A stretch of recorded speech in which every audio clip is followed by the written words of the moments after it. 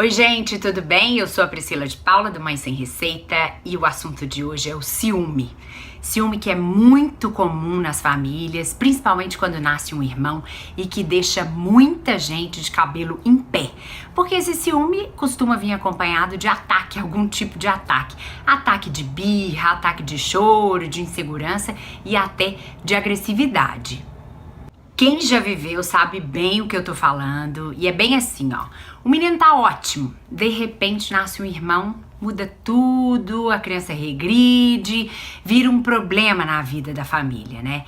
E aí as pessoas muitas vezes não sabem o que fazer.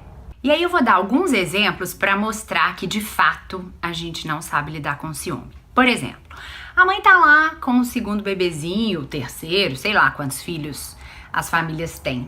Normalmente 2, né? Mas tem gente que tem 3, eu conheço famílias que tem até 4. Mas aí tá lá a mãe com o bebezinho no colo, chega alguém perto, ou o pai com o bebezinho no colo, chega alguém, pode ser a avó também, a madrinha, bom, tá lá alguém com o nenenzinho no colo, chega um outro adulto por perto, vê a criança mais velha do lado assim e fala assim: e aí, ele tá com ciúme?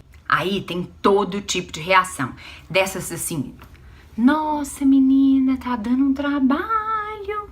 Ou: não me deixa sair pra trabalhar. Agora não posso sair de casa que começa a aprontar uma confusão. Tava ótimo. Mas agora começou a chorar. Chora por tudo. Sempre falando de alguma reação da criança, como se a criança não estivesse ali do lado, né? Vou contar uma história. Meu marido foi me visitar na maternidade com o Rafael. E aí tava lá eu na maternidade com a minha mãe, né? E aí o menino, eles passaram na lojinha pra comprar um presentinho que ele ia dar pra irmã, que muita gente costuma fazer isso. Eu nem sei se tá certo ou se tá errado, mas de qualquer forma acho que não deve ser tão... não deve fazer tanto mal, né? Bom, aí ele foi levar um presentinho pra irmã e ele resolveu comprar um presente pra ele. Adivinha o que ele comprou? Gente, o menino comprou um arco e flecha. Voava pela casa, pá, pá, ficava assim, acertando todo mundo.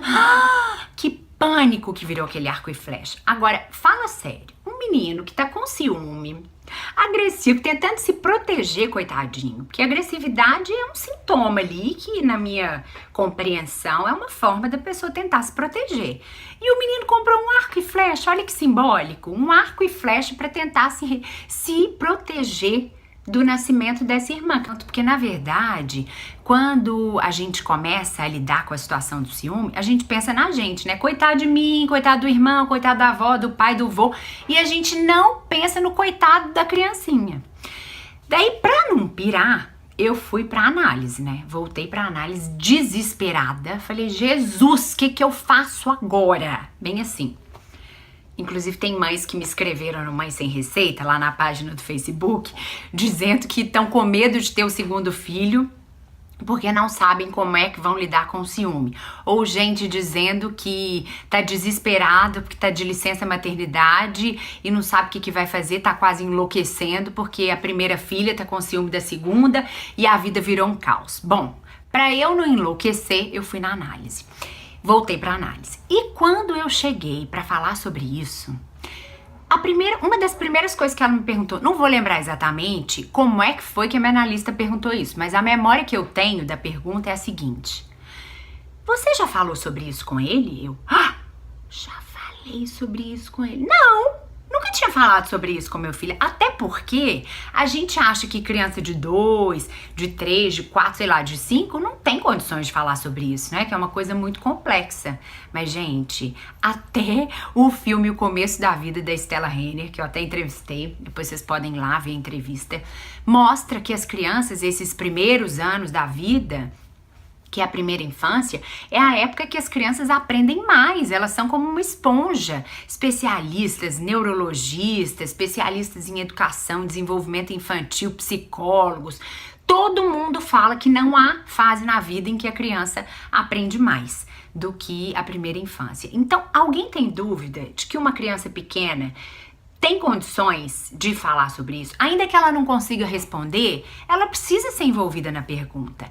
E essa pergunta que apareceu na minha análise me fez pensar, preciso falar sobre isso com ele. Pronto.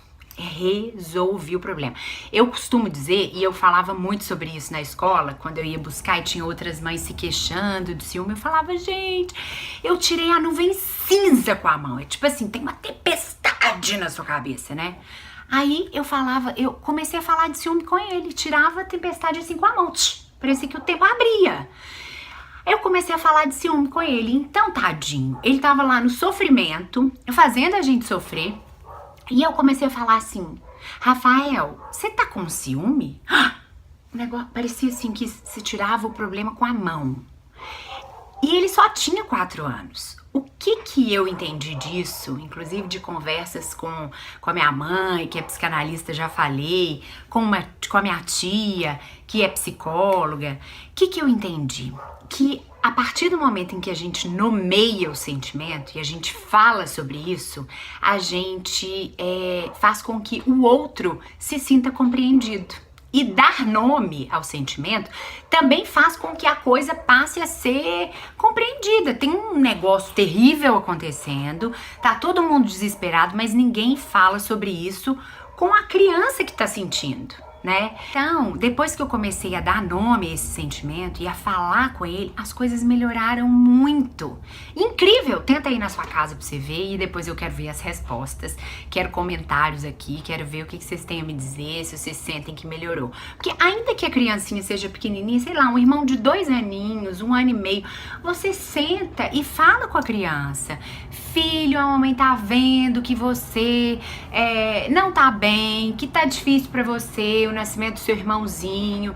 Você tá com ciúme, filho, mas não precisa ficar tão triste, porque é o seguinte, também não adianta a gente querer tratar do ciúme do outro não, né?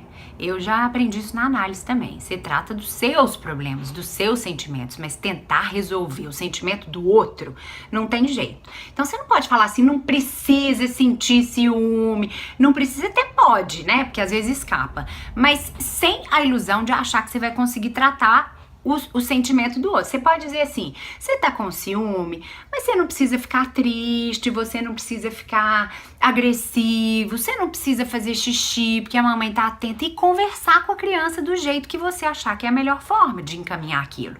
Porque eu acho que quando a gente cresce, esse ciúme assim excessivo vira uma coisa meio que patológica, que cada um deve procurar um caminho para lidar com isso, né? Mas enquanto eles são pequenos, quem tem que lidar com isso somos nós. Então acho que esse vídeo é isso, é para dar um testemunho, dar um depoimento, estimular as pessoas a tentarem fazer como eu fiz. Conversar sobre ciúme com quem sente, em vez de fingir que falando longe ou escondendo esse assunto a gente vai proteger a criança. É isso, gente, espero que vocês tenham gostado. Se você gostou, curta, comente, compartilhe também. Eu fiquei muito feliz com o retorno do vídeo da semana passada sobre rótulo. Toda semana eu vou estar aqui falando com você sobre experiências da maternidade e coisas que me fizeram levar essa maternidade com mais leveza para mim e para os meus filhos também. É isso. Até semana que vem.